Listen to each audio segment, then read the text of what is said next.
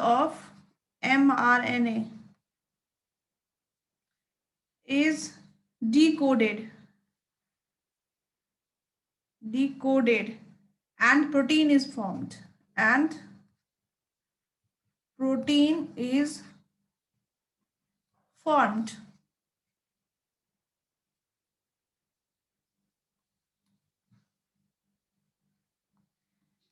It takes place in cytoplasm. जो transcription होता है वो कहां पर हो रहा है? ट्रांसक्रिप्शन हो रहा है आपका न्यूक्लियस के अंदर. लेकिन जब एक बार एमआरएनए बन जाता है तो ये साइटोप्लाज्म में ट्रांसफर होता है और उसके बाद ट्रांसलेशन होगा with the help of ribosomes, क्योंकि आपको पहले से पता है राइबोसोम्स कहाँ पे प्रेजेंट है? आपका साइटोप्लाज्म में.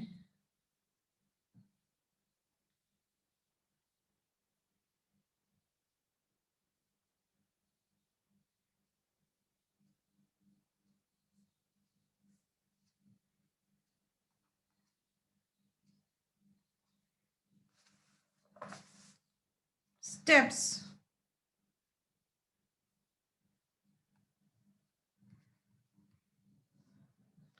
इसमें जो स्टेप्स होगा वो कौन कौन से स्टेप्स को फॉलो करेगा? तो स्टेप्स है हमारे पास.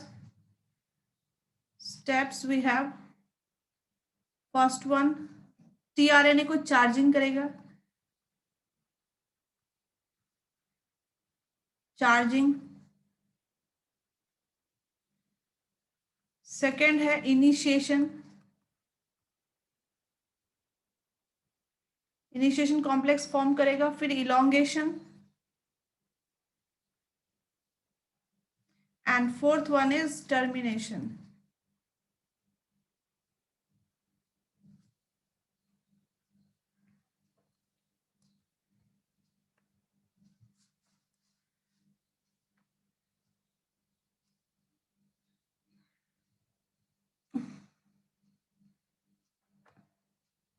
रिक्वायरमेंट क्या क्या होगा हमारे, हमें इस चीज को, इस प्रोसेस को पूरा करने के लिए हमें जो रिक्वायरमेंट है इसमें डीएनए तो लगेगा ही, 20 टाइप्स ऑफ अमीनो एसिड भी लगेगा.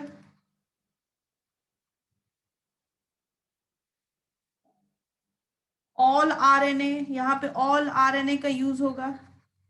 ऑल आरएनए से मतलब है mRNA, tRNA and rRNA. RRNA से हम राइबोसोम्स बना लेंगे. एमआरएनए हमने ट्रांसक्रिप्शन में बनाया है और टीआरएनए को हम ट्रांसफर करने के लिए यूज करते हैं अमीनो एसिड को. और क्या यूज होगा? राइबोसोम. राइबोसोम के अलावा enzymes and factors. Enzymes and protein factor, other factors जो है.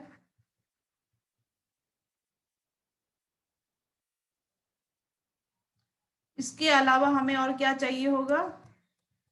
सोर्स ऑफ एनर्जी, यानी एटीपी, जीटीपी, ये भी चाहिए होता है.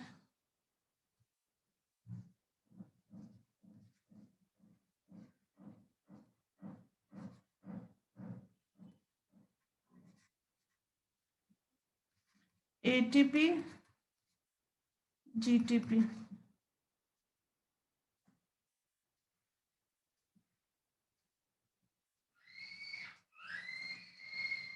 अब यहाँ पे है कि एमआरएनए तो हम बना रहे हैं क्योंकि जिसका एमआरएनए का कोड को ही हम प्रोटीन सिंथेसिस करवाएंगे. एमआरएनए में जो कोड प्रेजेंट है उसी से प्रोटीन सिंथेसिस करवाएंगे या प्रोटीन का फॉर्मेशन करेंगे.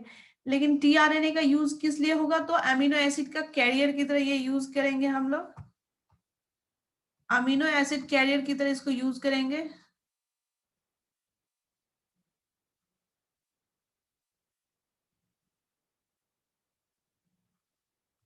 Amino acid career. राइबोसोम्स क्या है? कैटालिसिस.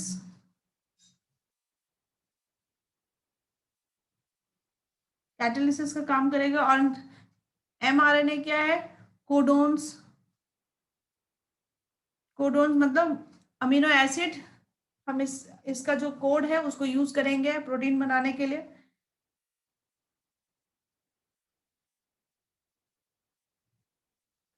फैक्टर्स कौन कौन सा यूज हो रहा है, तो आपको यहाँ पे आपने दिया है enzymes and factors.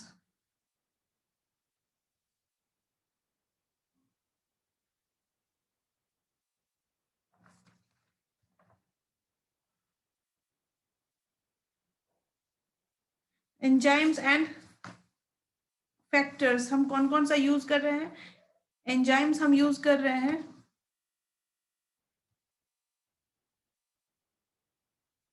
Enzymes, amino acid transferase enzyme, acyl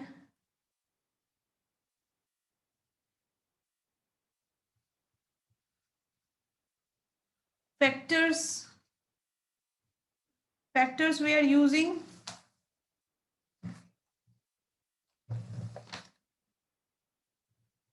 और इनिशिएशन फैक्टर्स,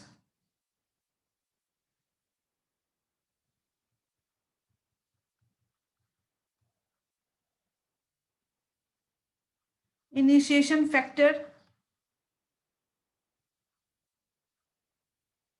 इलोंगेशन फैक्टर,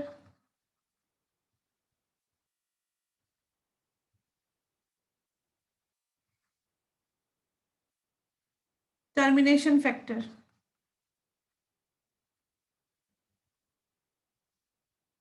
दोनों ही केस में होगा ये सब यूज, प्रोकैरियोट्स में भी और यूकैरियोट्स में। पहले हम प्रोकैरियोट्स देखते हैं कैसे होता है।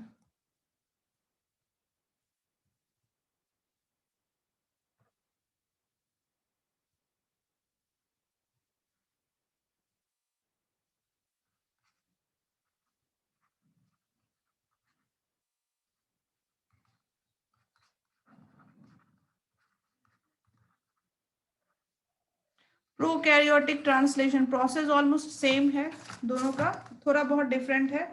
बुक्स में जनरली एक ही टाइप का लिख के दे देता है, प्रोकैरियोटिक या यूकैरियोटिक थोड़ा बहुत बस डिस्क्राइब कर देता है। बट जनरली प्रोकैरियोटिक और यूकैरियोटिक में थोड़ा सा डिफरेंस है और उसको अच्छे से समझना चाहिए, जो कि आपको छोड़ देता है ग्रेजुएशन में पढ़ने के लिए, बट क्वेश्चन आ जाता है मेडिकल में भी।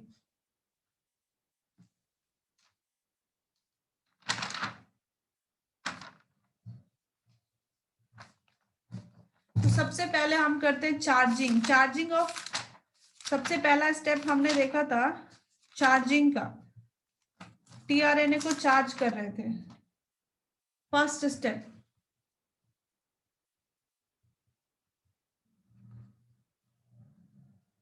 चार्जिंग ऑफ टीआरएनए,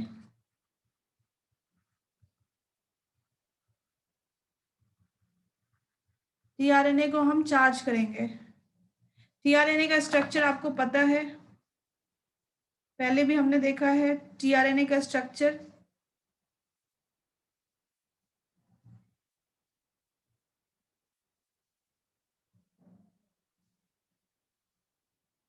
इस तरीके का कुछ स्ट्रक्चर होता है।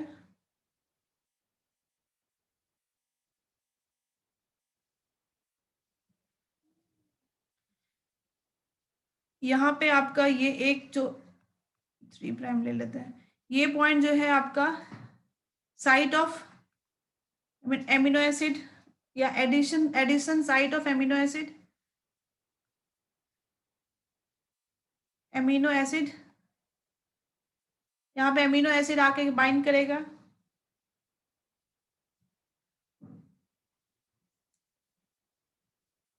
मेन है ट्रांसफर, हम यहाँ पे चार्जिंग करवा रहे हैं। हमने ये स्ट्रक्चर पहले भी देखा है। यहाँ पे हमने देखा था कि यहाँ पे एमआरएनए जो है, जब यहाँ पे ये जो आपका स्टार्ट कोडोन है एयूजी, वो ये हो गया कोडोन और एंटी कोडोन, और यहाँ पे ए के साथ क्या बाइंड करेगा? ए के साथ क्या बाइंड करेगा? थायमिन के जो यूरासिल होता है आरएनए में, तो यू यहाँ पे ए सी, ये आपका एंटी कोड हो गया। ये डी लूप होता है, ये टी लूप होता है। ये हमने पहले पढ़ा था। खैर हमें पढ़ना है अभी यहाँ साइट ऑफ और अमीनो एसिड। यहाँ पे टीआरएनए क्या करेगा, अपने आप को चार्ज करेगा। तो सबसे पहला जो स्टेप होता है चार्ज करने के लिए,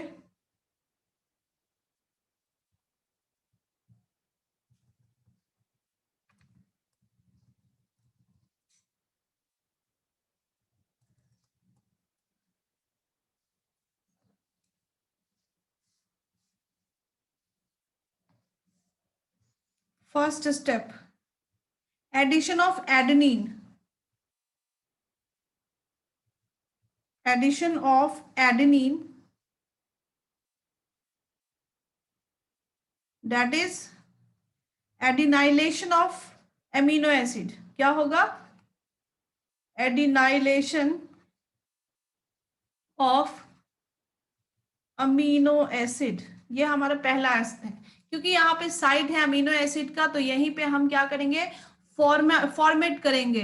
अमीनो एसिड जो यहाँ पे नॉर्मल अमीनो एसिड है उसको हम थोड़ा फॉर्माइलेटेड करेंगे, थोड़ा मॉडिफिकेशन करेंगे, यानी एडेनिन ऐड करेंगे। एडिनाइलेशन ऑफ अमीनो एसिड हम उसी को बोलते हैं।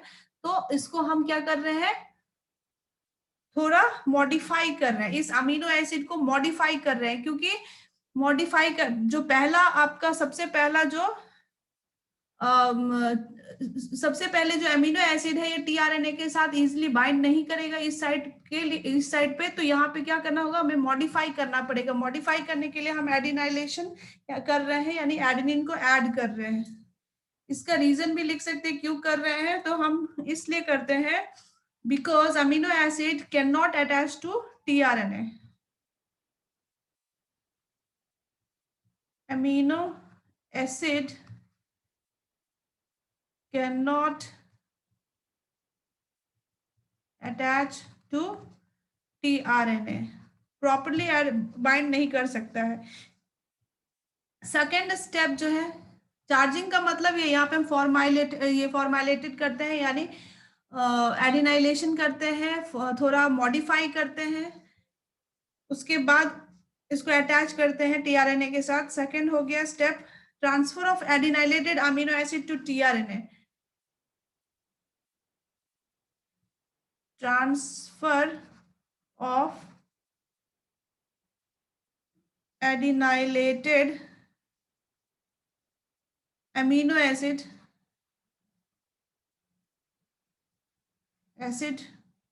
to tRNA। सेकेंड स्टेप हो गया हमारे पास। क्योंकि यहाँ नॉर्मल अमीनो एसिड जो है ये डायरेक्टली बाइंड नहीं कर पा रहा है टीआरएनए के साथ, तो हम सबसे पहले क्या करेंगे, अमीनो एसिड को हम फॉर्मेट कर देंगे, मॉडिफाई कर देंगे, और उसमें हम एडेनिन को ऐड कर देंगे। जब एडेनिन अटैच हो जाएगा, एडेनिन जब अमीनो एसिड के साथ अटैच होगा तो मॉडिफाइड अमीनो एसिड यानी एडिनाइलेटेड अमीनो एसिड को हम अब टीआरएनए के पास यहां से हम इसको यहाँ पे ट्रांसफर कर देंगे।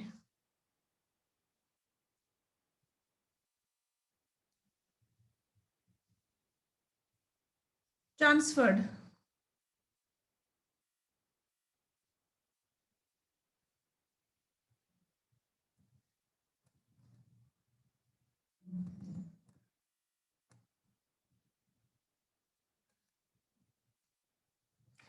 एक बार जब ये ट्रांसफर हो गया मतलब है कि ये अब जो है फॉर्माइलेटेड हो गया, यानी मतलब मॉडिफाई हो चुका है, यानी चार्ज हो चुका है। And charging of tRNA occurs by the help of, हो गया। अब किसकी हेल्प से हो रहा है, बाय द हेल्प ऑफ, ये चार्जिंग यानी ट्रांसफर किसकी वजह से हो रहा है, हमने पहले अमीनो एसिड को मॉडिफाई कर दिया, मॉडिफाई करने के बाद जो है उसको हम टीआरएनए के पास ट्रांसफर करेंगे। तो अपने आप तो ट्रांसफर हो नहीं जाएगा, उसको कोई ना कोई एंजाइम चाहिए जो उसको कैटालाइज करेगा ताकि वो वहां तक ट्रांसफर हो सके। So by the help of by the help of amino acyl trans synthetase, amino acyl tRNA synthetase enzyme, amino acyl tRNA, amino acyl tRNA synthetase enzyme, enzyme, ये जो एंजाइम है इसी को हम यूज करते हैं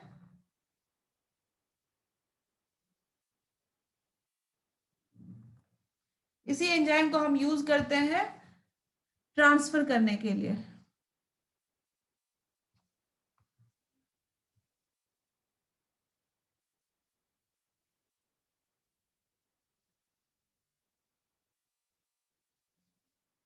ये पूछेगा, क्वेश्चन पूछ सकता है, पूछा भी है, एम्स में भी पूछा है कौन सा एंजाइम है, तो amino acid tRNA synthetase enzyme जो कि ट्रांसफर करने में हेल्प कर रहा है। अब ये चार्ज हो चुका है, सेकेंड स्टेप हमारे पास है, चार्ज का मतलब क्लियर हो गया होगा आई होप। बाद है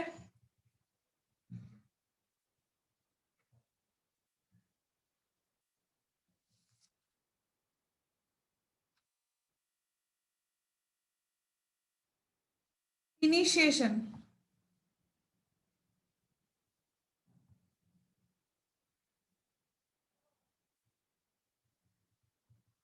initiation, second step is initiation. Initiation में हमें दो चीज करना है, सबसे पहले 30s इनिशिएशन कॉम्प्लेक्स बनाना है, 30s इनिशिएशन कॉम्प्लेक्स, और दूसरा है 70s, यानी 50s, 50s जब ऐड होगा तो 70s इनिशिएशन कॉम्प्लेक्स बन जाएगा।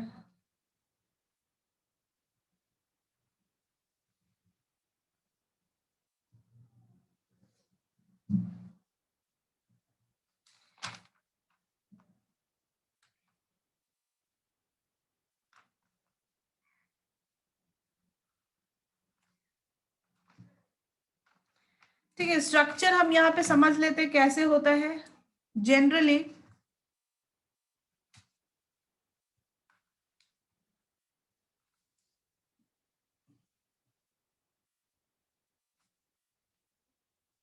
जनरली आपका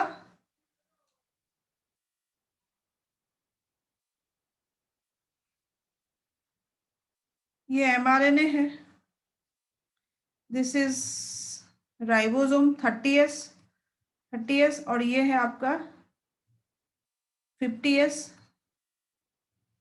दोनों मिल करके क्या बनाता है 70s राइबोसोम। यहाँ पे हमारे पास जो है एक एग्जिट पॉइंट होता है, मैं सिर्फ समझाने के लिए लिख रही बना रही हूँ। ये जो है एक पी पी साइट होता है, ई साइट होता है, और यहाँ पे ए साइट होता है, ए साइट।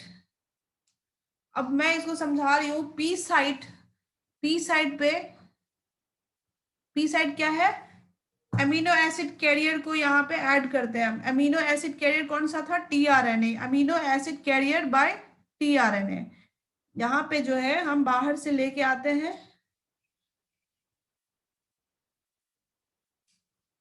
अमीनो एसिड कैरियर या कैरिड,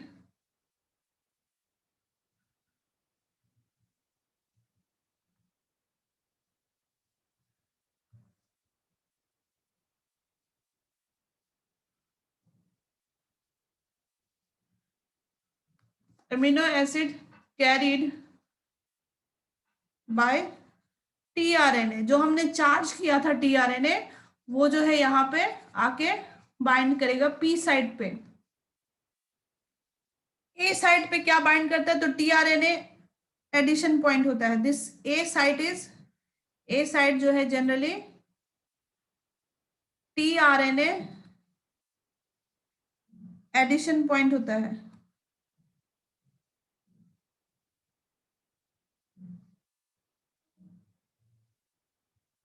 जिसपे नॉर्मल अमीनो एसिड बाइंड करेगा, और ई जो है ये एग्जिट पॉइंट होता है, दिस इज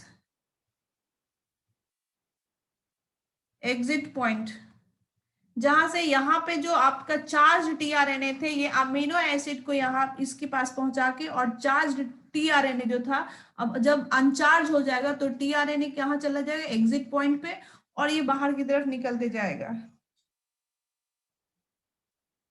ये सब हम समझेंगे आगे।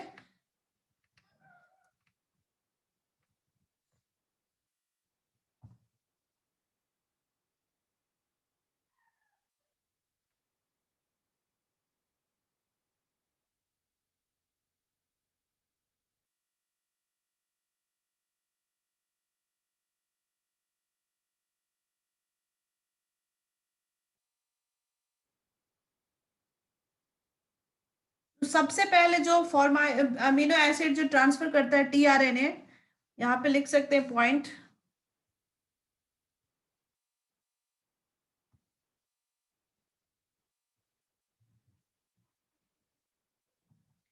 TRNA which will carry amino acid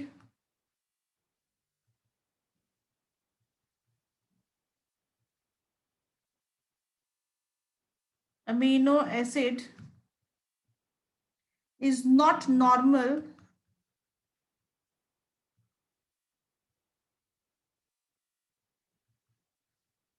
type of amino acid, but it is modified. It is modified, मतलब charged.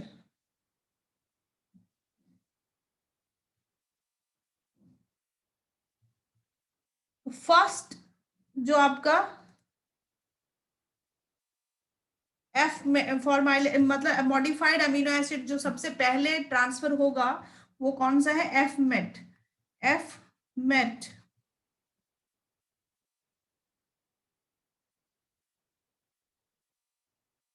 that is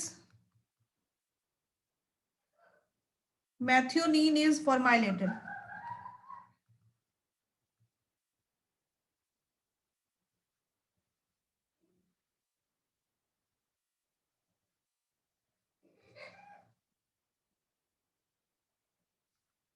Is the first amino acid.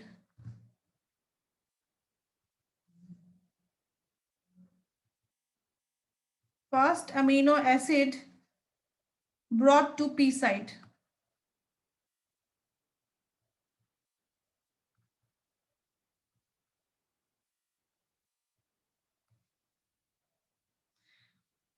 ठीक है, सबसे पहला अगर क्वेश्चन पूछता है सबसे पहला कौन सा अमीनो एसिड जो है वो पी साइट पे आएगा, सबसे पहला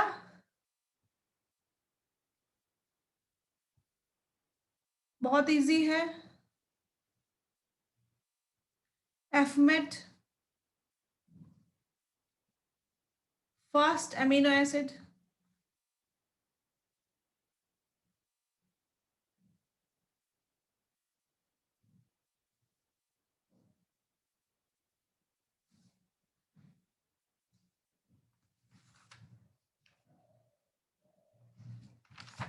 अब हम देख लेते हैं, एक टर्म आता है पॉलीराइबोसोम। व्हाट इज पॉलीराइबोसोम, तो उसको समझने के लिए यहाँ पे एक और पॉइंट हम देख लेते हैं।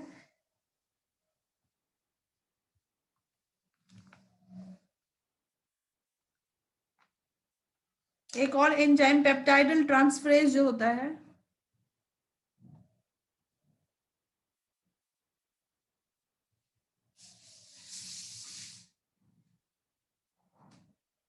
Transferase,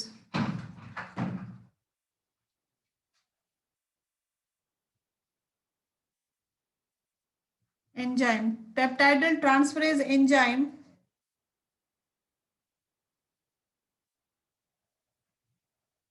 will transfer amino acid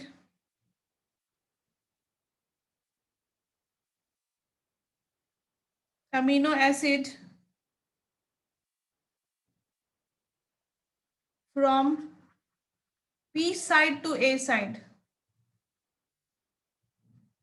to A site।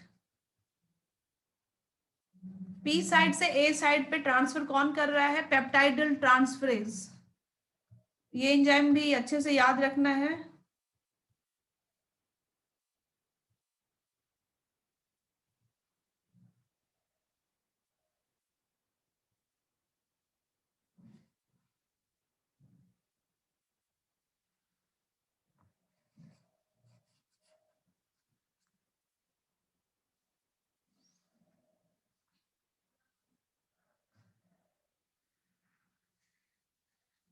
बहुत इंपॉर्टेंट है ये सब एंजाइम्स का नाम बहुत ज्यादा अच्छा से याद रखना है, भूलना नहीं है। पेप्टाइडल ट्रांसफरेज, पेप्टाइडल नाम से ही पता चल रहा है कि क्या कर रहा है। एंजाइम्स जो है, ये एंजाइम जो है अमीनो एसिड को जो पी साइड पे टीआरएनए के थ्रू हम लेके आए थे, टीआरएनए जो चार्ज टीआरएनए लेकर आया था उसको ए साइड पे ट्रांसफर कर देगा।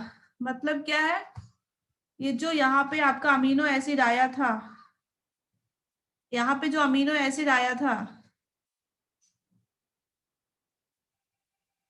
एफमेट, एफमेट सबसे पहले आया था, बाकी बाद में फिर दूसरा दूसरा आएगा, उसको क्या किया, यहां से यहां तक ट्रांसफर कर दिया।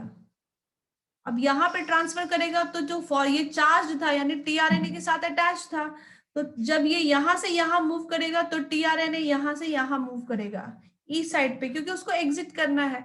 जब ये यहाँ पे चला जाएगा तो ये पॉइंट खाली होगा, फिर नया अमीनो एसिड आके बाइंड करेगा यहाँ पे। ये प्रोसेस कंटिन्यू चलता रहता है जब तक कि यहाँ पे आपने देखा था, यहाँ पे कौन सा कोडोन था, स्टार्ट कोडोन। यहाँ पे था हमारे पास स्टार्ट कोडोन एयूजी। जब तक उसको स्टॉप कोडोन नहीं मिलेगा तब तक ये जो है प्रोसेस चलता रहेगा फ्रेम शिफ्ट का, यानी यहाँ नया अमीनो एसिड बाइंड होता रहेगा, इस जगह पे अमीनो एसिड ए साइड पे बाइंड होता रहेगा, पी साइड पे अमीनो एसिड नया आते रहेगा और ट्रांसफर होते रहेगा। फिर धीरे धीरे एमआरएनए में जो है ये आरएनए जो है वो धीरे धीरे आगे की तरफ बढ़ते जाएगा।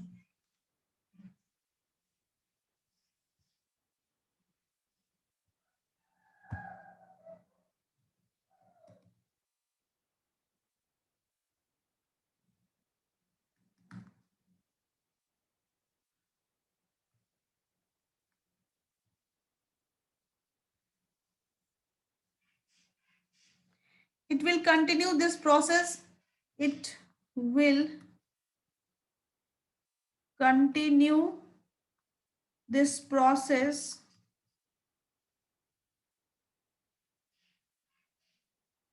until stop codon is reached.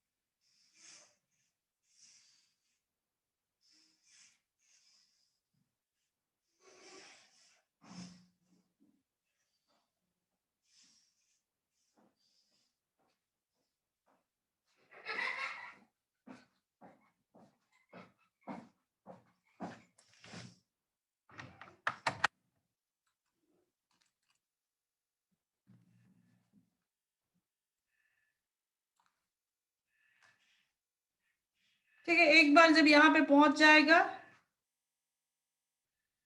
is until stop codon is reached,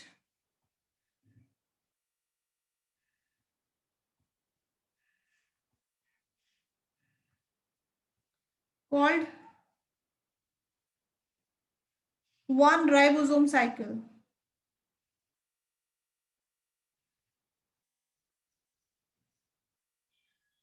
एक बार स्टॉप कोडन से स्टार्ट कोडन से स्टॉप कोडन तक जब पहुंचेगा तो उसको वन साइकिल राइबोसोम साइकिल हम बोलेंगे। इस तरीके से बहुत सारे राइबोसोम्स के साथ ये चीज सेम प्रोसेस चलते रहता है। One protein is form from one cycle, that is from start codon to stop codon. इसमें हम एक ये पॉइंट लिख सकते हैं,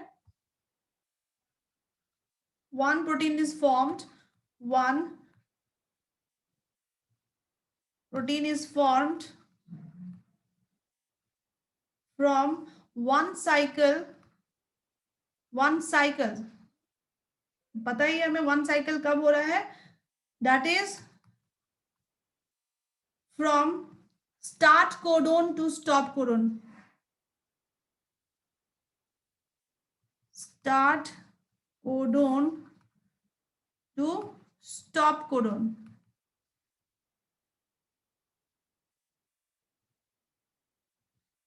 तो अगर मेरे पास एक अमीनो एसिड बनाने के लिए इतना लंबा प्रोसेस यूज करना पड़ रहा है, स्टार्ट कोडन से स्टॉप कोडन तक जाना पड़ रहा है, so multiple ribosome will be added to produce high amount of protein, क्योंकि हमारे बॉडी में बहुत सारे प्रोटीन की जरूरत है। सो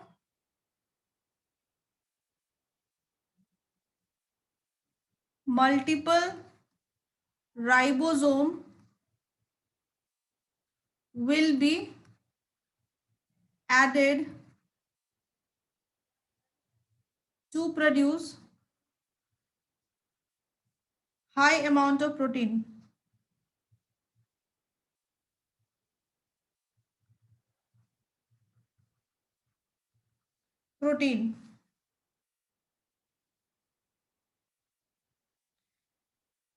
In a small amount of time.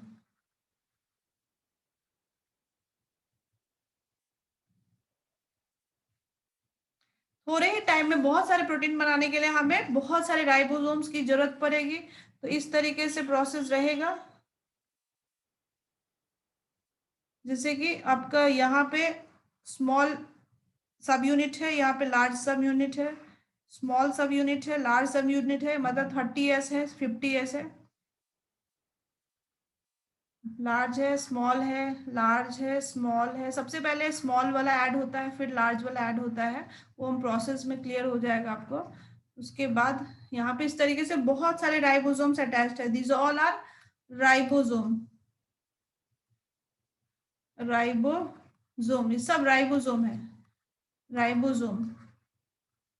यहाँ पे हम इस तरीके के स्ट्रक्चर को क्यों क्या बोलते हैं, क्योंकि यहाँ से स्टॉप, यहाँ पे क्या है, स्टार्ट कोडोन, यहां तक आने के बाद इसका हो गया स्टॉप कोडोन, फिर यहाँ पे start codon.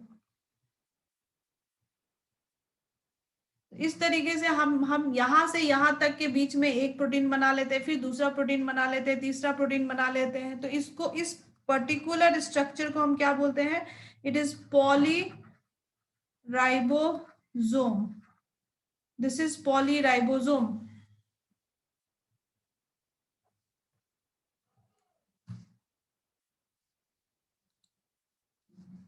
This is poly ribosome. अब हम स्टार्ट करते हैं इनिशिएशन, 30S इनिशिएशन कॉम्प्लेक्स हम स्टार्ट करते हैं। ये तो हमने जनरली समझ लिया कि कैसे हो रहा है। 30S इनिशिएशन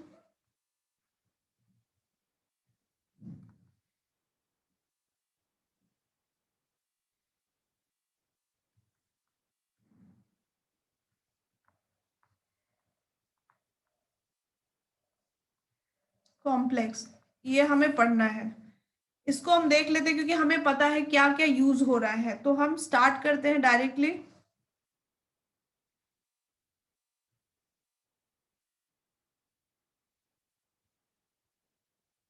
ये है हमारा mRNA, ये है हमारा राइबोसोम्स, 30S सब यूनिट, दिस इज 30S सब यूनिट।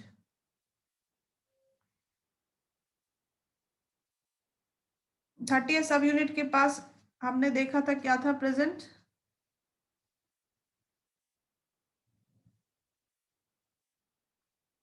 3 पॉइंट हमने देखा था, ये एग्जिट पॉइंट था, दिस वाज एग्जिट पॉइंट, ये आपका पी पॉइंट था,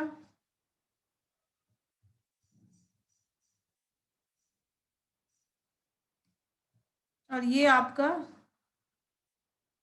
ए पॉइंट था, ई पॉइंट,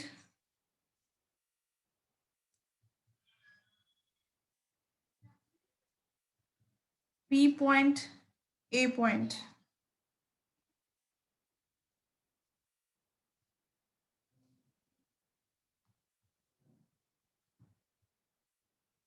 और ये हमारे पास है ribosome, this is ribosome.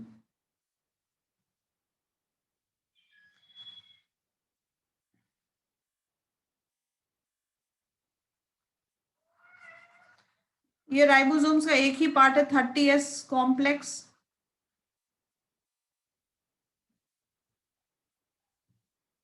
This is 30S सब यूनिट, दिस इज 30S सब यूनिट राइबोसोम।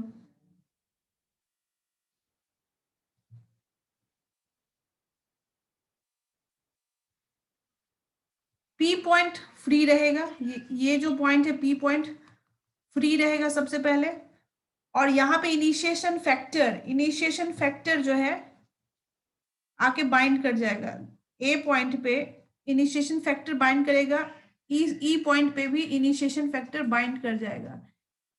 इनिशिएशन फैक्टर यहाँ पे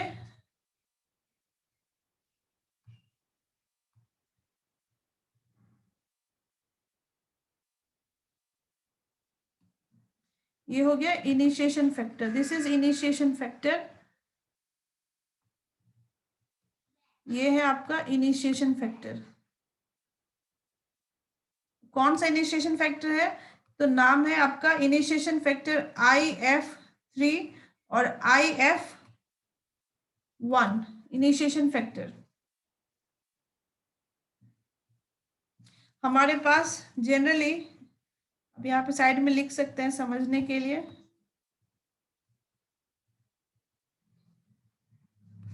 फैक्टर कौन कौन सा है जो स्टार्ट करने में हेल्प करेगा, IF3, IF2, IF1। IF2 के पास GTPase एक्टिविटी होता है, GTPase एक्टिविटी,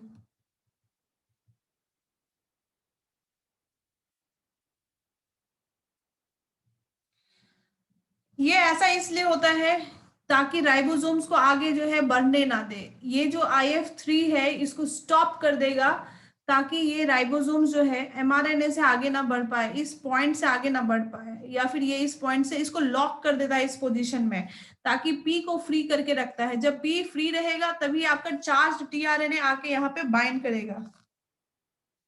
तो अब हम यहाँ पे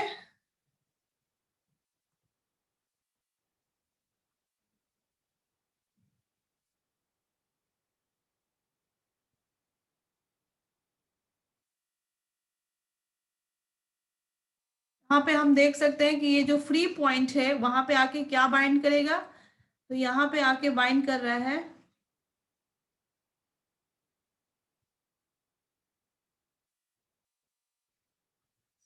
एफमेट। सबसे पहले क्या आके बाइंड करेगा, एफमेट, जो हमने अभी पढ़ा था, एफमेट tRNA विल बाइंड, एफमेट tRNA जो है ये बाइंड करेगा। बहुत इंपॉर्टेंट है, सबसे पहले यही आके बाइंड करेगा, एफमेट tRNA विल बाइंड, यानी चार्ज tRNA जो है वो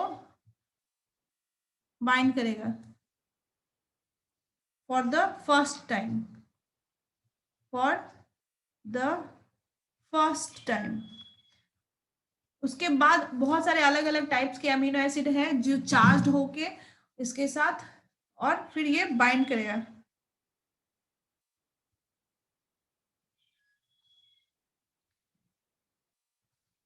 नेक्स्ट पॉइंट है,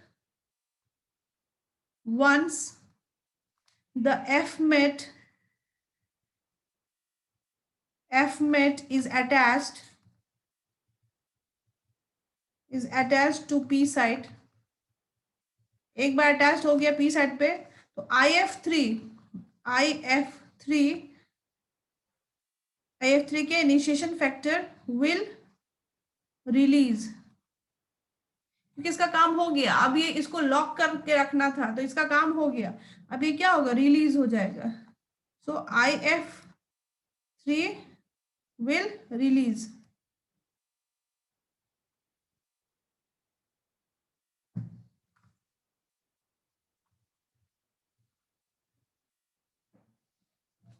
IF3 रिलीज हो गया।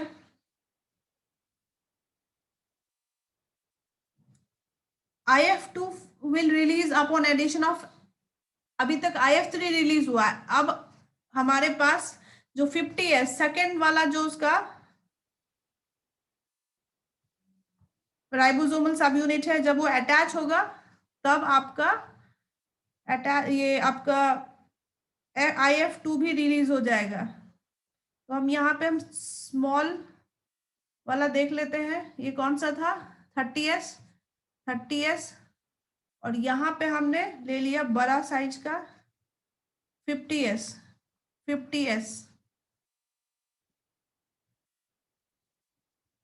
यहाँ पे हम डाल देते हैं कि 50s ribosome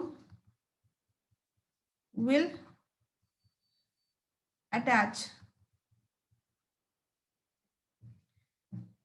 50s ribosome will attach। यहाँ पे भी पॉइंट सेम है।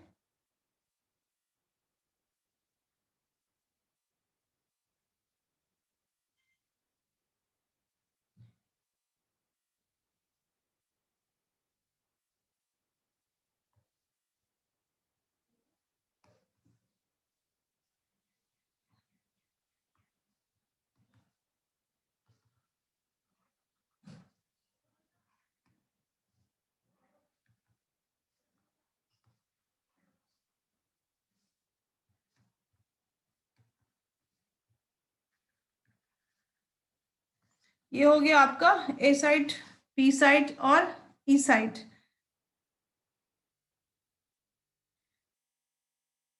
ये हो गया आपका 50s राइबोसोम्स, और ये है आपका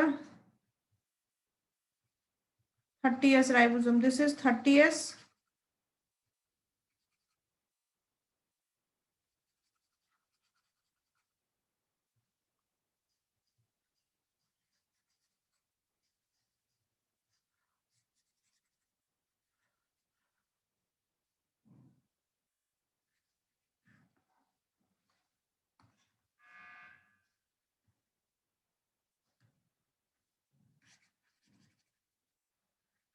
ये है आपका 50s ribosomes. This is 50s ribosomes.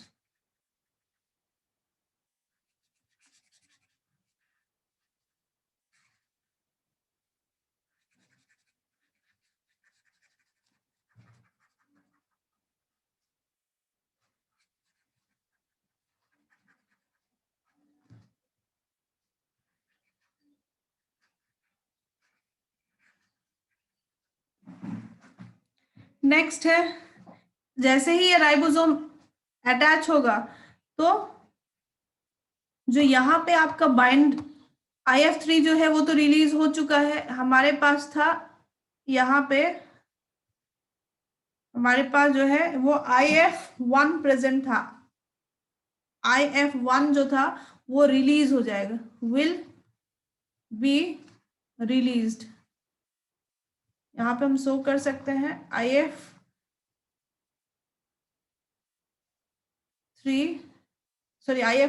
will be released.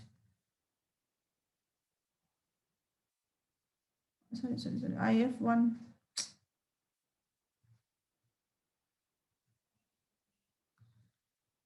IF2 will be released. एक बार IF2 रिलीज हो गया, release upon addition of 50s ribosome, ये बना देगा कॉम्प्लेक्स कौन सा, 70s।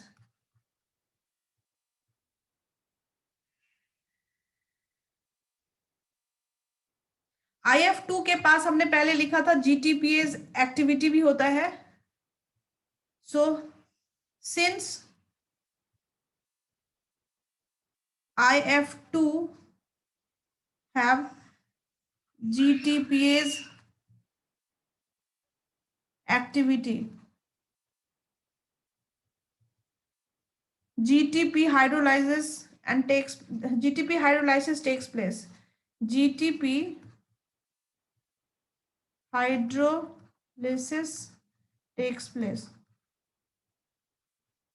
ये हमारे पास हो गया।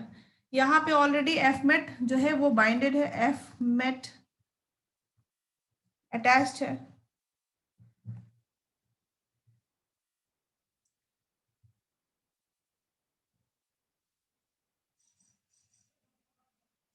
और यहाँ पे नॉर्मल टीआरएनए आके बाइंड करेगा, IF2 रिलीज हो जाएगा और नॉर्मल टीआरएनए आके बाइंड कर लेगा। सो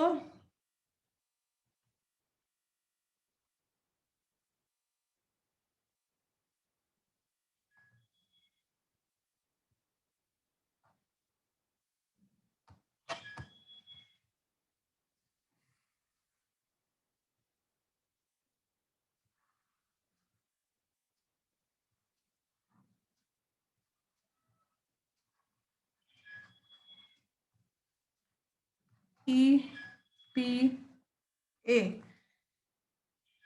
50s 30s, यहाँ पे जब ये IF2 रिलीज हो जाएगा तो यहाँ पे क्या हो जाएगा, tRNA with normal protein, normal normal amino acid आके बाइंड कर देगा।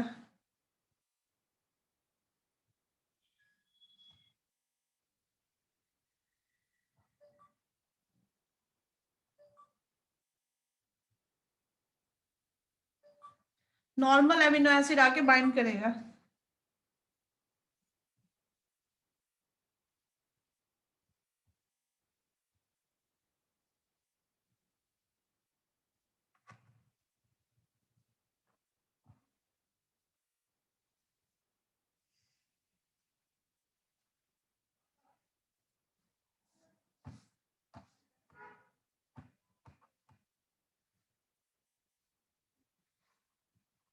सिंस 50s राइबोसोम सब unit has a catalytic property, याद रखिएगा ये कैटालिटिक प्रॉपर्टी किसका होता है, 50s राइबोसोम्स का। Since 50s ribosome ribosome has, या राइबोसोमल सब यूनिट लिख सकते हो, ज्यादा परफेक्ट होगा। राइबोसोमल सब unit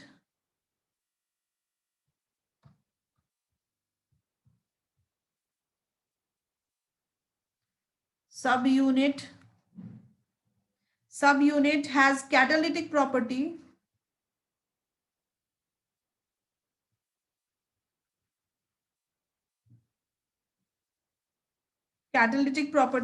amino acid on P site will transfer to A site, क्या हो जाएगा, amino acid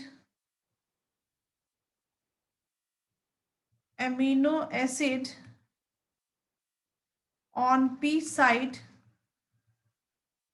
will transfer on P site, amino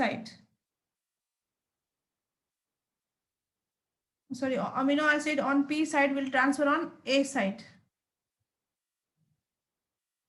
with the help of peptidal transferase enzyme.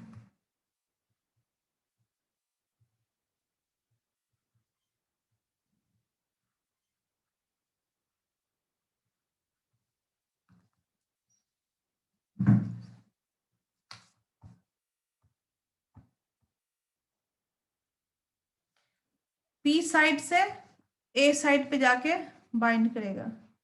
ये याद रखिएगा, पी साइड से ए साइड पे जाके बाइंड कर जाएगा। क्यों? क्योंकि इसमें कैटालिटिक प्रॉपर्टी है।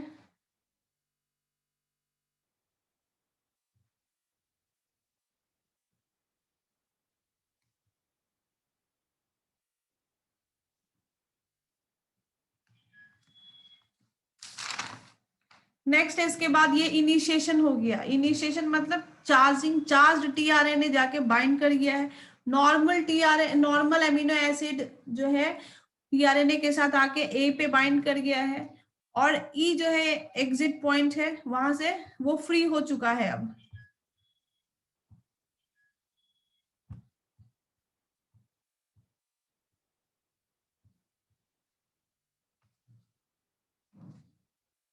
Now we have to see elongation.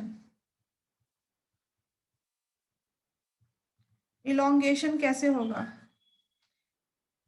elongation के लिए हमारे पास अलग अलग फैक्टर्स है जिसको हम नाम देते हैं elongation फैक्टर।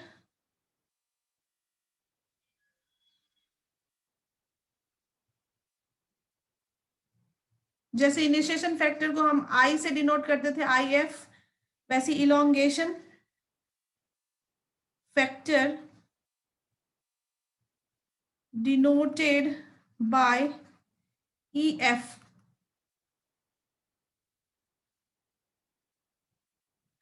तो हमारे पास जो इलोंगेशन फैक्टर है वो कौन सा है? E F T you, E F G, E F T S. ये सारे के सारे प्रोटीन है, इलोंगेशन फैक्टर है। थोड़ा डिटेल में बता रही हूँ क्योंकि क्वेश्चन कभी कभी पूछ देता है डिटेल से, जो कि एनसीईआरटी में मिलेगा नहीं, तो दिक्कत हो जाता है उस समय कि कहाँ से क्वेश्चन आ गया। तो elongation factor denoted by E F, जो कि एलोंगेशन फैक्टर कौन कौन सा है? E F T U G T S. G के पास जो है आपका जीटीपीएस एक्टिविटी होता है। G has GTPase activity.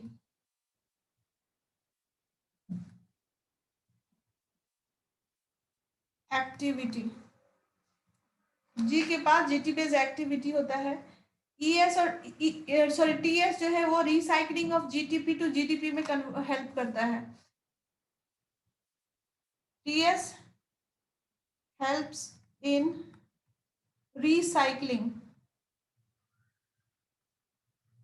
recycling of GTP to GDP।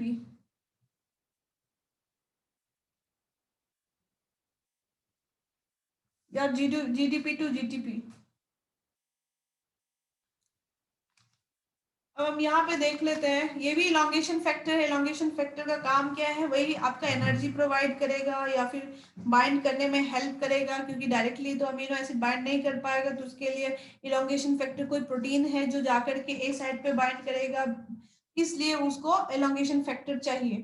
तो आपको और कुछ समझना नहीं, जैसे इनिशिएशन फैक्टर एक प्रोटीन था जिसको जरूरत हमें क्यों पड़ रहा था? क्योंकि हमें एनर्जी भी चाहिए, हाइड्रोलिसिस भी करना है, हमें ब्लॉक भी करना है, तो साइट्स को ब्लॉक करना है, तो उसके लिए हमें इनिशिएशन फैक्टर चाहिए था। इनिशिएशन हमने नाम इसलिए दिया है क्योंकि वो इनिशिएशन में हेल्प कर रहा है। इलोंगेशन हमें चेन बढ़ाने में हेल्प कर रहा है, यानी ये जो है आपका शिफ्टिंग में हेल्प करेगा, इसलिए इसको इलोंगेशन फैक्टर बोलते हैं। तो इलोंगेशन फैक्टर हमारे पास जो है ये T U G T S, ये सब फैक्टर जो है वो भी प्रोटीन ही है और उसका अलग अलग एक्टिविटी है।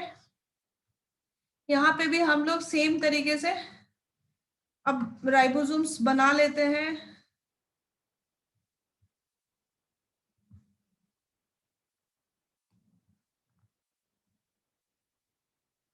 ये हमारे पास राइबोसोम्स है, सॉरी एमआरएनए है, एमआरएनए है। 30s राइबोसोम्स हमारे पास है, और यहाँ पे हमारे पास 50s है। सेम है यहाँ पे।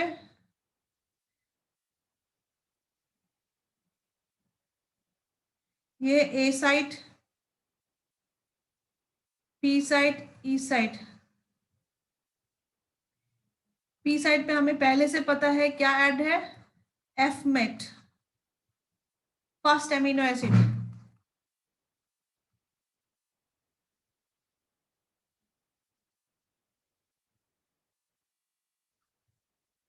ए साइट पे हमारे पास जो है इलोंगेशन फैक्टर आके बाइंड करेगा, इलोंगेशन फैक्टर आके बाइंड करेगा।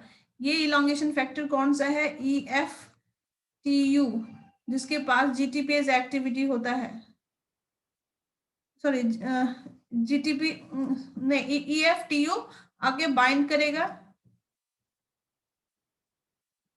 जो कि अमीनो एसिड को ट्रांसफर करने में हेल्प करता है।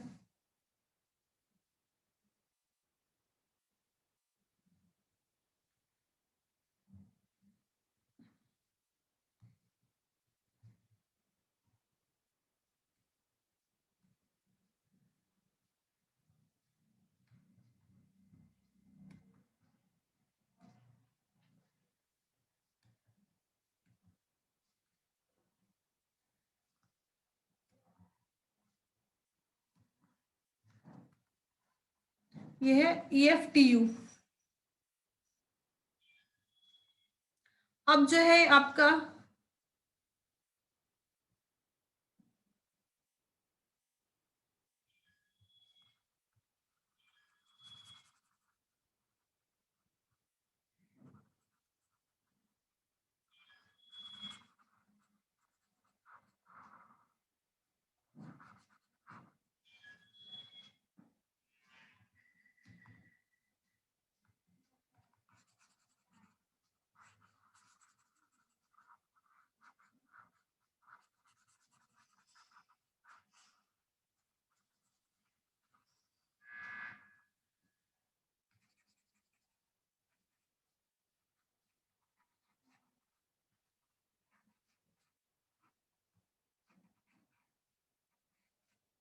यहाँ पे एफमेट जो है ट्रांसफर हो जाएगा, एफमेट विल बी ट्रांसफर्ड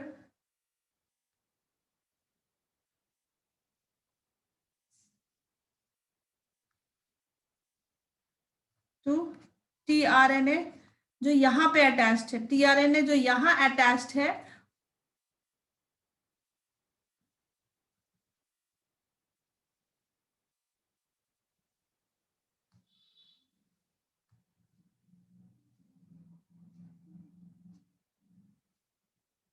यहाँ पे जो tRNA अटैच्ड है उसके पास ये एफमेट जो है वो आके बाइंड करेगा, will be transferred, fMet will transfer on P site, sorry A site.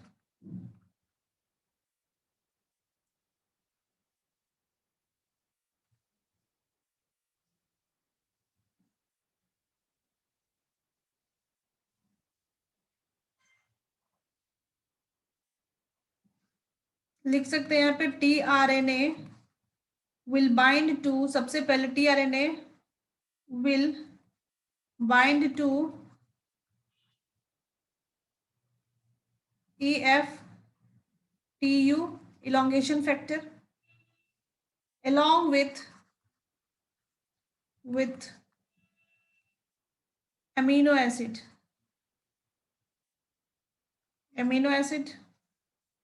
सबसे पहले यहाँ पे जो A पॉइंट है, A पॉइंट पे A साइट पे tRNA जो है बाइंड करके आ जाएगा, EFTU के साथ अमीनो एसिड बाइंड करके आ जाएगा।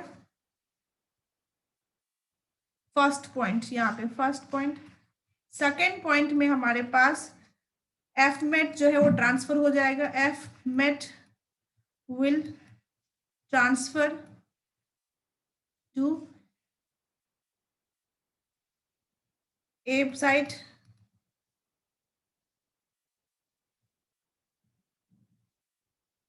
एंड थर्ड पॉइंट में क्या होगा? Peptidyl bond formed between amino acid,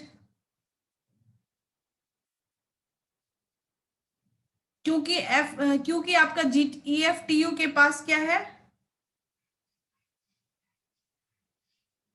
sorry GTP hydrolysis takes place, क्योंकि हमारे पास EFG जो है, EFG के पास हाइड्रोलिसिस एक्टिविटी है, तो GTP hydrolysis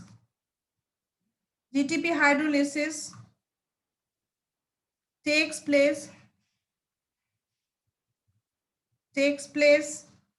and energy is released, which is utilized to form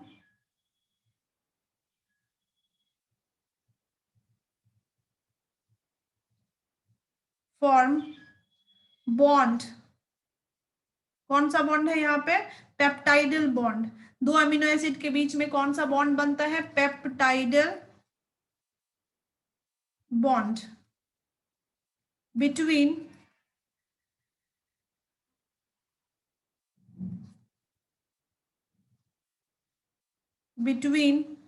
amino acid.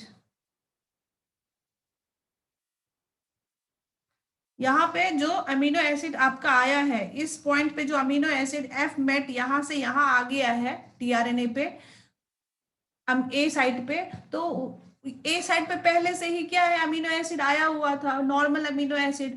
तो जब एक अमीनो एसिड दूसरे अमीनो के एसिड के साथ के कांटेक्ट में आएगा तो क्या बनाएगा? पेप्टाइडल बॉन्ड बनाएगा.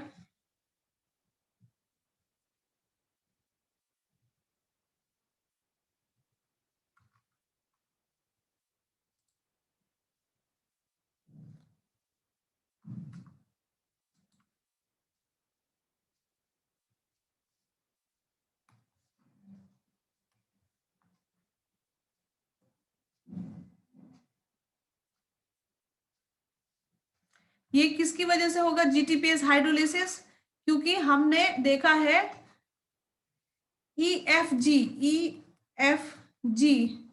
will bind to tRNA.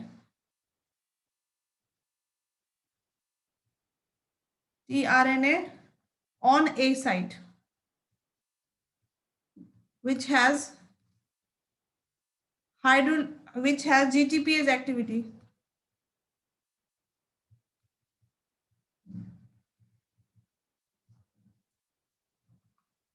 यानी यहाँ पे EFTO तो बाइंड किया था, जिसकी वजह से टीआरएनए जो है नॉर्मल अमीनो एसिड को लाके बाइंड कर देता है ए साइट पे.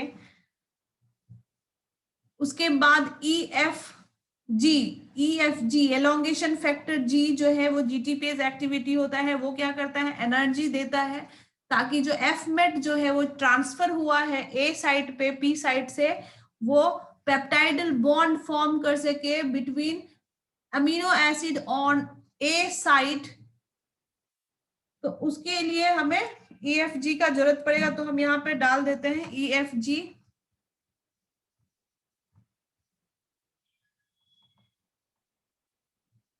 EFG प्रोवाइड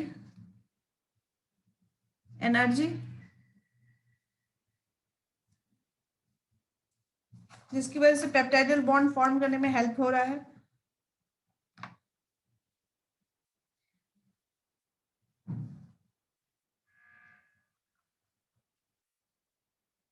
नेक्स्ट, जैसे ही आपका ये हाइड्रोलिसिस होगा और आपका पेप्टाइडल बॉन्ड फॉर्म कर जाएगा, उसके बाद क्या होगा?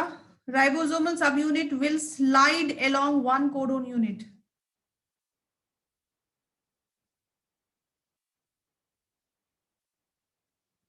Now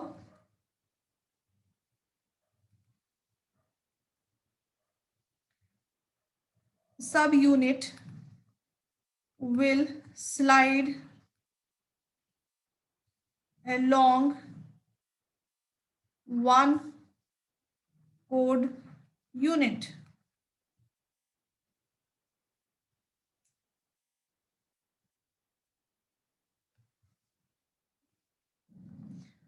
During the sliding of one code unit,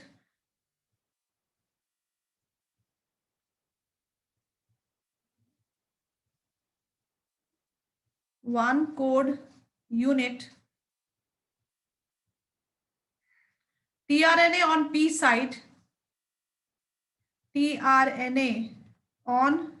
site, जो P साइट पे tRNA था, will move to E point.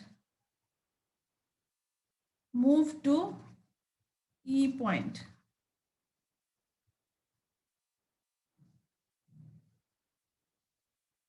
And A point will become free. And A point will become free.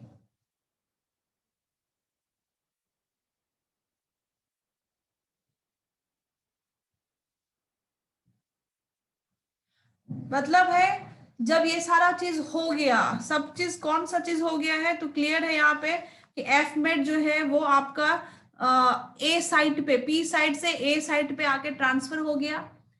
Transfer होने के बाद जो ए साइट पे tRNA जो है नॉर्मल अमीनो एसिड के साथ आया था, उस अमीनो एसिड के साथ ये बाइंड करेगा और अपना क्या बना लेगा, पेप्टाइड, ये पेप्टाइडल बॉन्ड बना लेगा। पेप्टाइडल बॉन्ड बनाने के लिए EFG यानी इलोंगेशन फैक्टर जी जो है हमें एनर्जी प्रोवाइड करेगा। एनर्जी प्रोवाइड हो गया, बॉन्ड बन गया, अमीनो एसिड जो है एक दूसरे के साथ बॉन्ड बना लिया, लेकिन पी साइड जो है वो फ्री हो गया। तो प्री साइड पे अब अमीनो एसिड तो प्रेजेंट नहीं है, बट टीआरएनए प्रेजेंट था। तो टीआरएनए जो प्रेजेंट है, क्योंकि अमीनो एसिड से सिर्फ रिमूव हुआ है, टीआरएनए के साथ रिमूव नहीं हुआ है, तो यहाँ जो टीआरएनए है वो टीआरएनए यहाँ आके, टीआरएनए जो है यहाँ आ जाके अटैच हो जाएगा और ये जो है आपका पी साइड अगेन फ्री हो जाएगा।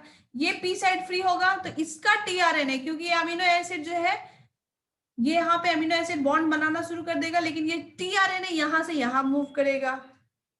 ये प्रोसेस चलता रहेगा, यहां से टीआरएनए यहां मूव करेगा, ये टीआरएनए यहां चला जाएगा, यहां से ये एग्जिट हो जाएगा, बाहर की तरफ निकल जाएगा।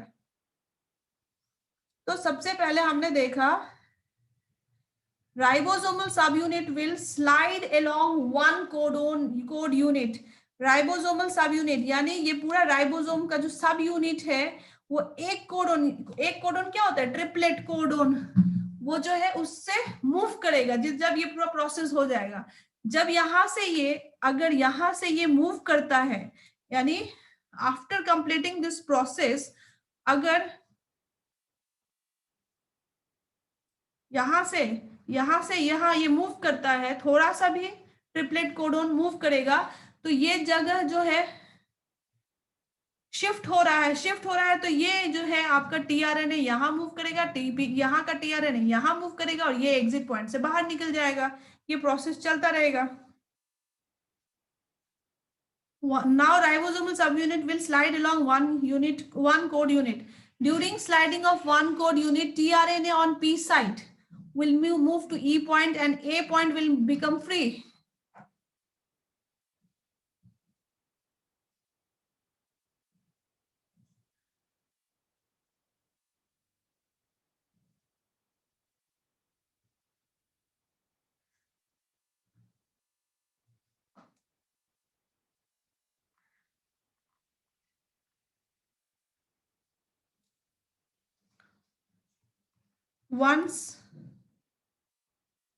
Once uncharged tRNA, अनचार्ज टीआरएनए इसलिए बोल रहे हैं क्योंकि अमीनो एसिड इसमें बाइंडेड नहीं है। तो once uncharge tRNA will move to E site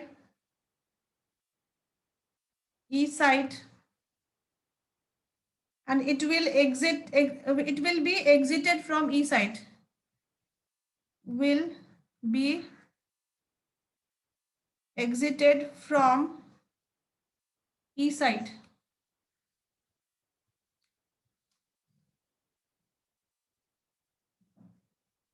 और अगेन फिर से वही प्रोसेस शुरू हो जाएगा। प्रोसेस क्या है, नया टीआरएनए जो है वो आपका चार्ज टीआरएनए, मतलब चार्ज विथ अमीनो एसिड, वो आके बाइंड करेगा पी साइट पे, ए साइट पे।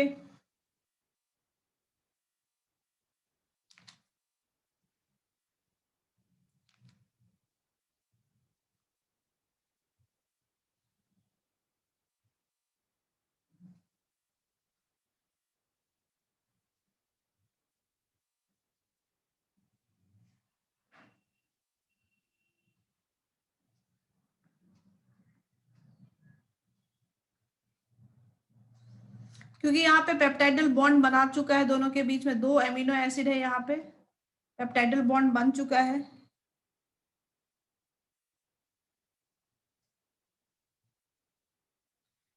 यहाँ पे पेप्टाइडल बॉन्ड बन चुका है, यहाँ पे ये एफ जो है टीआरएनए बस बचा हुआ था, और यहाँ पे ये फ्री था। ये टीआरएनए यहाँ मूव कर जाएगा। ये जो आरएनए पॉलीमरेज राइबोसोम है, वो 1 कोडन स्लाइडिंग हो जाएगा। Ribosome 1 code sliding takes place।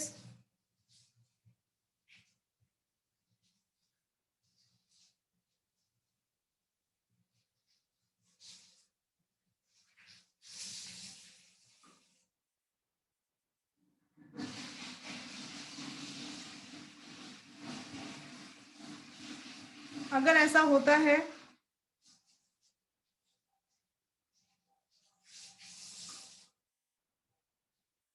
ये लार्जर सब यूनिट है, दिस इज स्मॉलर सब यूनिट। यहाँ पे सेम चीज है, एक ए साइट,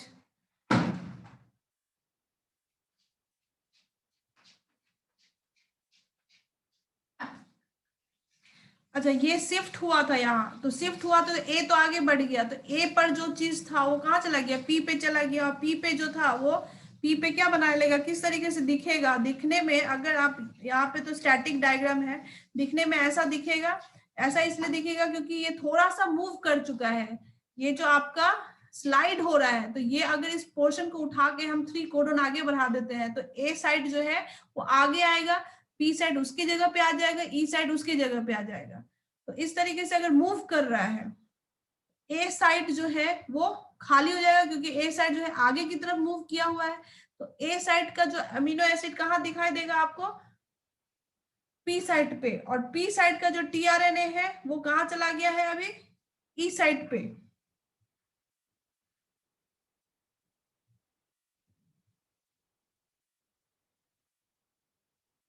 यहाँ पे हम ऐसे लिख सकते हैं, tRNA from A site, tRNA from A site move to P site, P site इसलिए क्योंकि एक कोडोन आगे बढ़ गया है।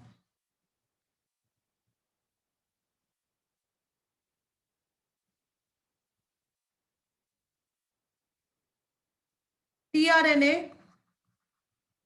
on P site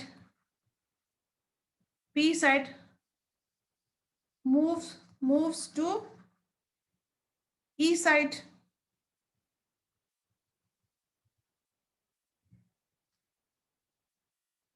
और इस तरीके से ए साइट जो है फ्री हो गया, ए साइट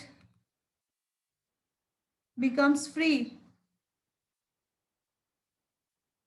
क्योंकि 1 कोडन आगे बढ़ गया है। Now EFTU will bring new amino acid. अब क्या करेगा, यहाँ पे अमीनो एसिड को, नया अमीनो एसिड को इस ए साइट पे लाके बाइंड करेगा। ये हो गया EPA। सो नाउ EFTU जो हमने पहले भी देखा था, यूज हुआ था, EFTU विल ब्रिंग, EFTU क्या है, elongation factor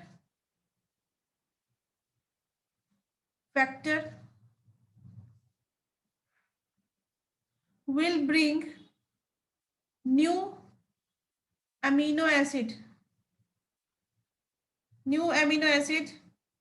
with tRNA to A site पे नया अमीनो एसिड के साथ आ गया।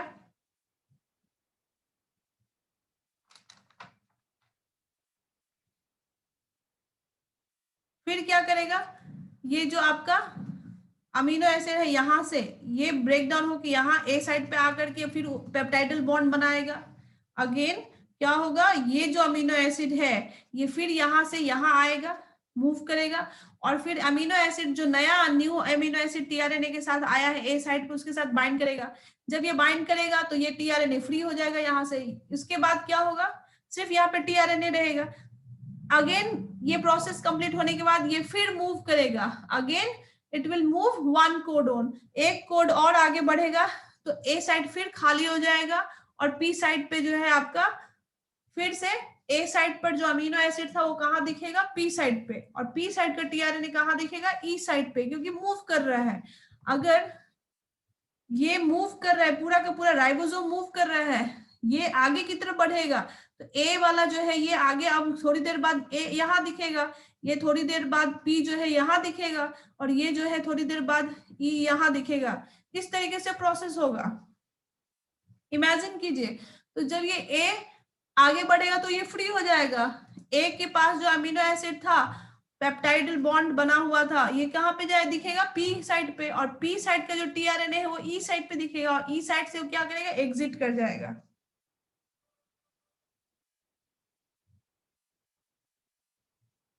This process will continue till stop codon is reached. This process will continue till stop codon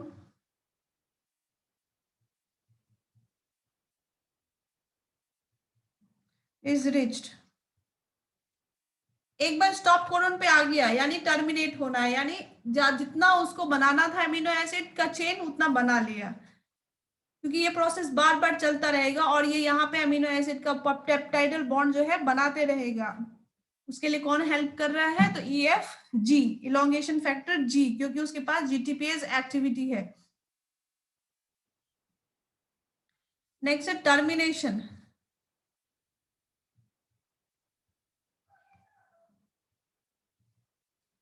termination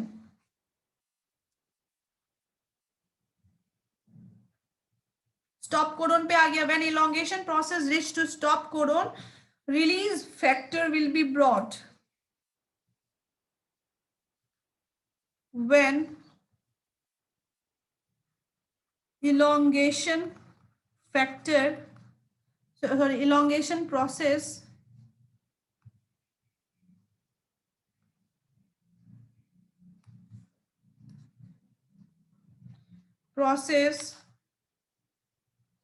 reach to stop codon, release factor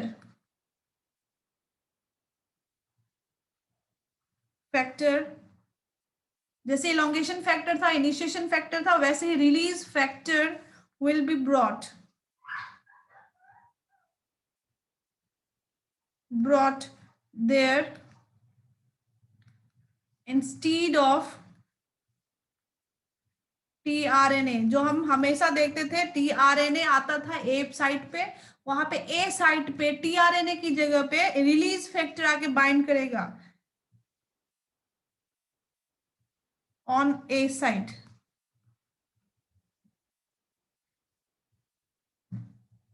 अब release factor जो है ये कौन सा है,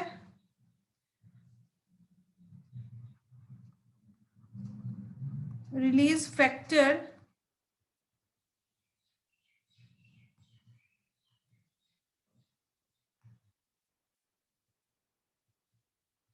फैक्टर जिसको हम बोलते हैं RF1। जैसे इलोंगेशन में EF यूज कर रहे थे, इनिशिएशन फैक्टर में IF यूज कर रहे थे, यहाँ पे हम रिलीज फैक्टर के लिए RF यूज कर सकते हैं।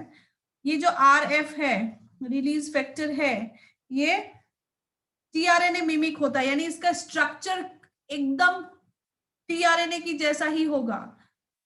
ये क्या है, टीआरएनए मिमिक। टीआरएनए मिमिक मतलब क्या है, having a remarkable structure, having a remarkable structure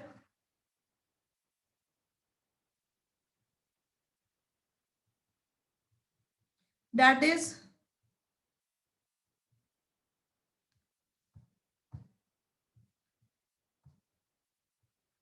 that is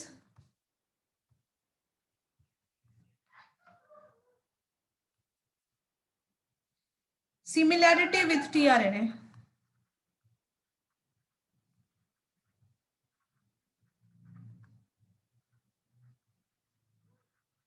structure जो है बिल्कुल सिमिलर होगा टीआरएनए के जैसा।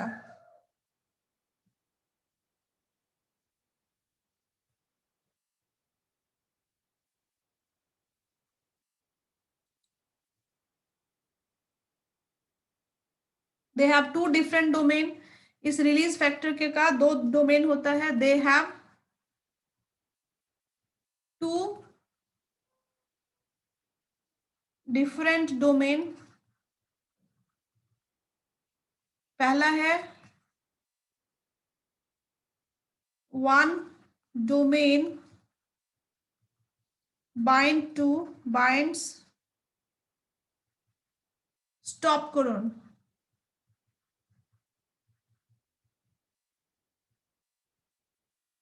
स्टॉप कोडन जहां हम पहुंच रहे हैं। और सेकेंड है one domain, other domain is exonuclease. Other domain का एक्टिविटी क्या है? Exonuclease. Other domain is exonuclease.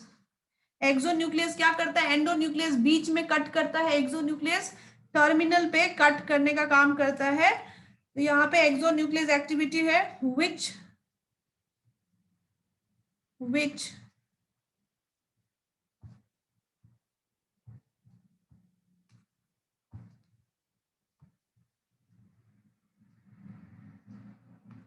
which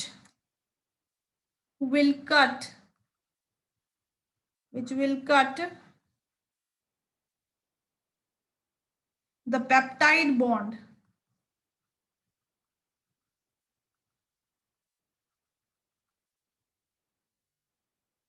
and peptide sequence will release out, and peptide sequence will release out।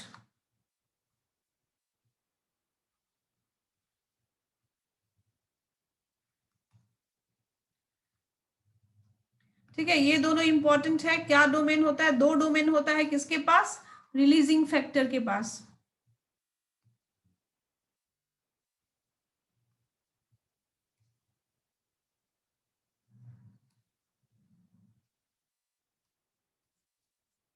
ये जो रिलीजिंग फैक्टर है इसका स्ट्रक्चर जो है बिल्कुल सेम होता है। Similarity in structure with tRNA.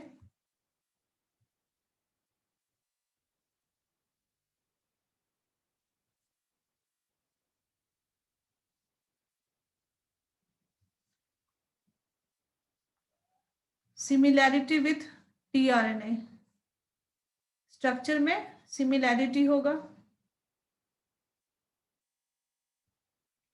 दो डोमेन होता है। One domain binds to stop codon,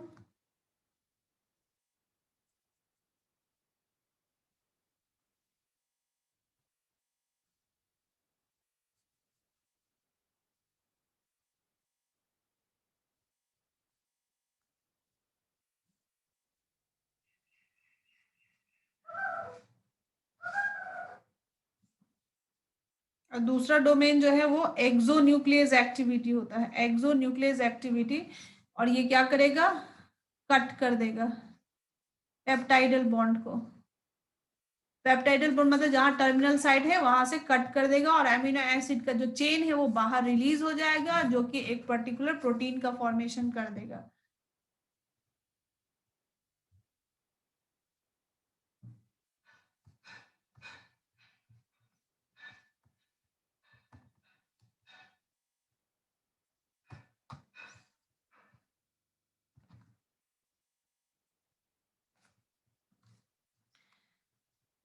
तो टर्मिनेशन इजी है, टर्मिनेशन समझ में आ गया। यहाँ पे रिलीज फैक्टर काम करेगा जो कि टीआरएनए के जैसा होगा, और इसका काम क्या है, दो डोमेन होता है। एक डोमेन तो स्टॉप कोडोन के साथ बाइंड करेगा और पता चल जाएगा उसको कि डोमेन स्टॉप कोडोन हमें मिल गया, यानी पर्टिकुलर सीक्वेंस जो कि स्टॉप करने का सिग्नल देता है वो पता चल गया। दूसरा डोमेन है उसका जो एक्टिविटी है वो एक्सोन्यूक्लियस एक्टिविटी है, यानी पेप्टाइड बॉन्ड को कट कर देगा वहां से, और उसके बाद ये पेप्टाइड सीक्वेंस जो है वो प्रोटीन का फॉर्मेशन कर देगा।